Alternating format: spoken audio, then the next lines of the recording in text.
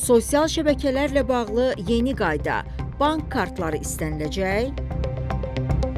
Sosial şəbəkələrdə yaşın yoxlanılması, bank kartı, elektron poçt və mobil nömrə məlumatlarının çarpaz yoxlanılması əsasında həyata keçiriləcək. Report xəbər verir ki, bunu Milli Təhlükəsizlik Agentliyinin sektor müdiri Həvva Hüseynli bildirib. Onun sözlərinə görə bu məsələdə bəzi öhdəliklər həm də provayderlərin üzərinə düşür.